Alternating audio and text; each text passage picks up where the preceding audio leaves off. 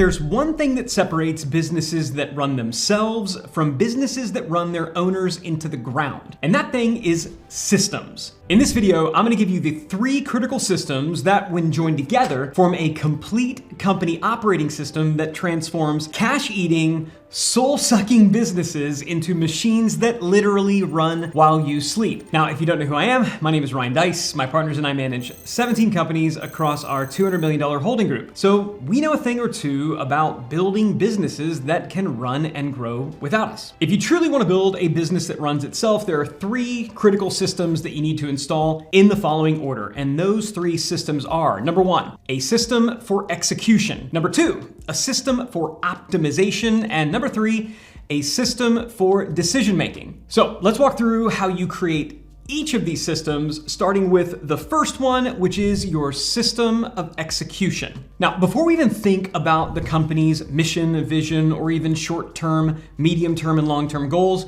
we need to systemize and even automate all the work that you should not be doing. And again, the way that we don't do this is by going out there and creating checklists and SOPs for absolutely everything. Like I said, that doesn't work. If you've tried it and it didn't work for you, you're in very good company. So here's what does work. I want you to think of your business like a giant factory that is filled with a bunch of different assembly lines. So you're gonna have an assembly line for how you get customers, an assembly line for how you serve or fulfill that customers once you have them, and an assembly line for how you make the stuff that you sell. Because let's face it, all companies do those 3 things. So your very first mission is to visualize with very simple flowcharts exactly how those 3 things happen. How do you make the things that you sell? How do you sell the things that you made? And how do you fulfill the things once you sold them? These are the 3 core value drivers in your business, which is why we call these value engines. So once you have visualized this in very simple flowchart form, now what you have is a clean visual system that anybody on the team can look at and go, oh, great, that's how that works. Now, when I talk about systems, that's what I'm referring to, and it doesn't have to be complicated. When we do this, we use really simple tools. We use sticky notes, we use whiteboards. We're saying, okay, where does this start? Okay, put a sticky note up there.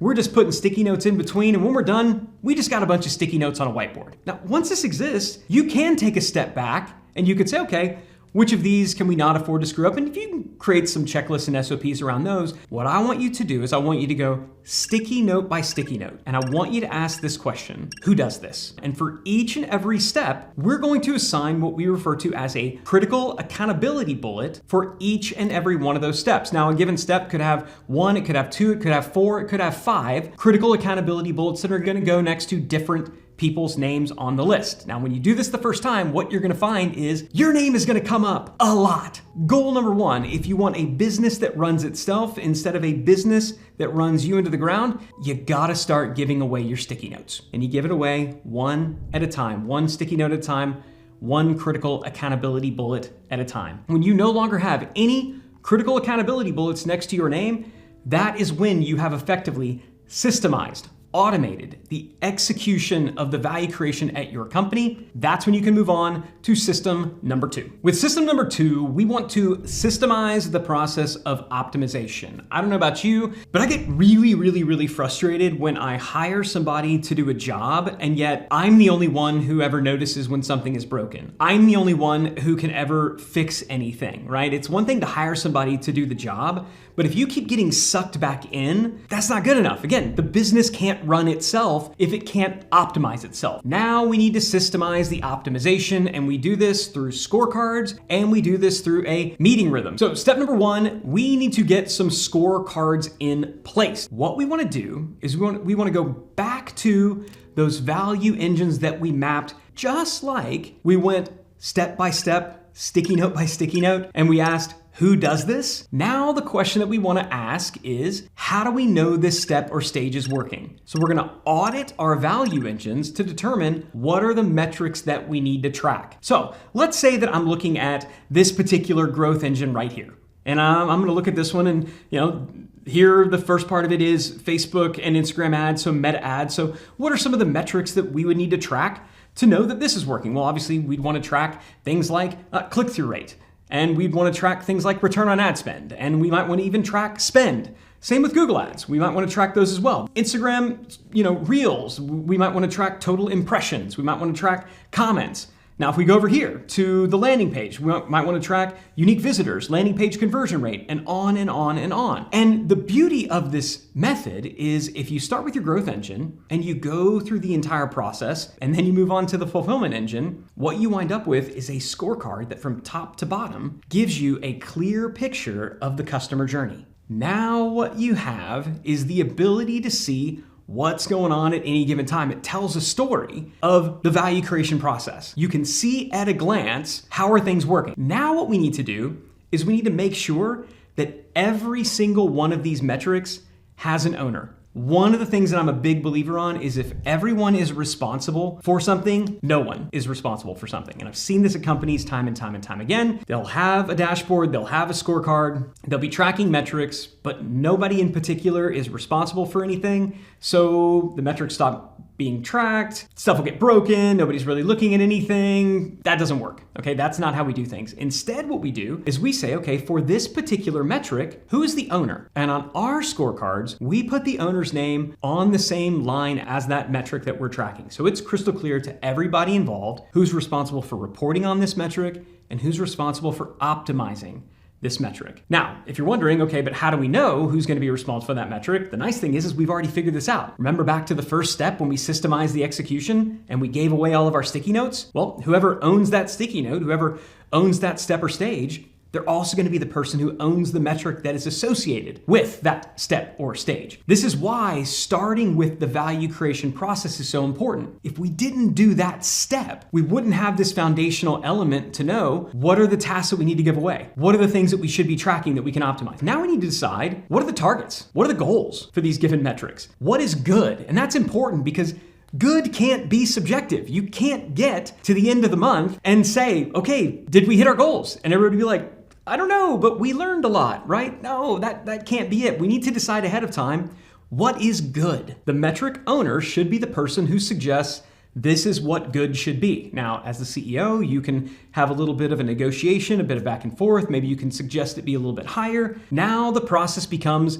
very, very, very simple. We're simply going to track week by week, how is each metric doing? And we're going to compare where we are now against the target. At this point, there can really only be a couple of things going on. We're either ahead of the goal, we're right on target, or we are behind. If we're on track or we're ahead, it's green. If we're behind, but there's a plan to catch up, it's yellow. And if we're behind and we don't know how we're gonna catch up, it's red. Now notice what I said there. It's not yellow if you're just a little bit behind. It's yellow if we're behind and we have a plan to catch up. Don't have yellow be, oh, we're just a little bit behind. Have the difference between yellow and red be, yellow, we've got a plan, red, we don't. Nobody's gonna want to come to a meeting with red on their scorecard next to their name. And if the difference between red and yellow is having a plan, what you're gonna find is your people don't just know their numbers, they don't just own their numbers, but they look for opportunities and they bring solutions to improve their numbers. This is the difference between just data and actual insight. CEOs, a lot of business owners, we don't like meetings. Meetings can feel like a waste of time. I'm telling you, at least once a week, you want your leadership team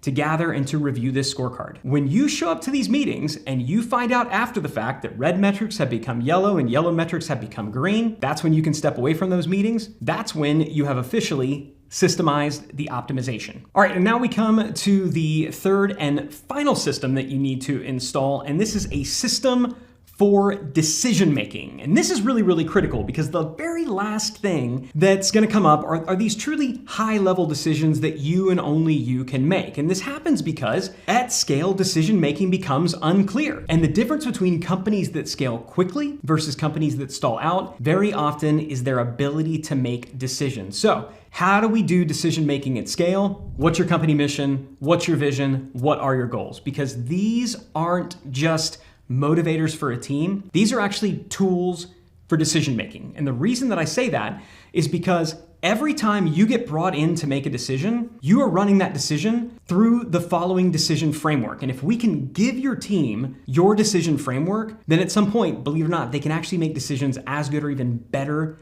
than you can. Here's what we're gonna build. This last system, we call it a clarity compass, and it all kind of is built around this concept that we call the 4 cases. And the 4 cases are the 4 things that you run any decision, any concept through to decide, is it a yes or is it a no? Is it a go or is it a no-go? The very first case that you're gonna make is the company case. Will this actually get us closer to our stated goals? Is this good for the company? The second case is the customer case. Does this align with our company's purpose or why? Third, we have the culture case. Does this align with our company's stated values? Is this good for the team? Are they gonna like this? And then lastly, the competitive case. Can we actually pull this off? Can we expect to win in the marketplace? These 4 elements are critical, but all of these assume that you know what these are. So first and foremost, is this getting us closer to our goals? Clearly, to answer yes or no, you and your team needs to know what your goals are. So right there at the top, the north of our clarity compass,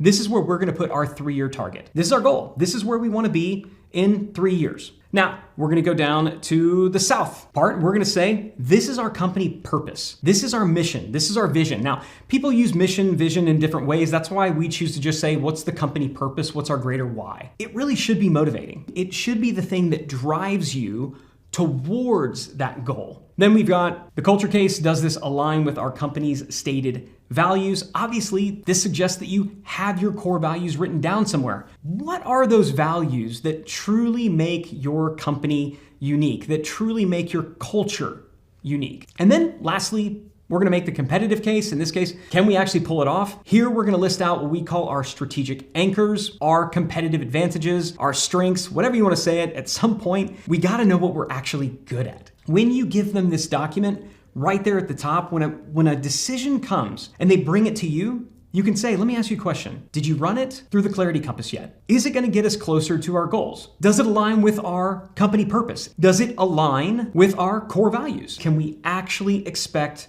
to pull it off? If yes, then this should be something that we should seek to do as long as it aligns strategically with our existing strategic plan. But if it's a no to any one of those, it's a no or it's a not now. It really is as simple as that. Armed with these 3 systems, you shouldn't just have a company that runs and scales. You should have a company that runs and scales without you. Hey, if you found this helpful, be sure to subscribe. Also, I'll be sure to drop a link down below in the description to another video where I break down in even greater detail how we create these different operating systems in businesses. So check it out.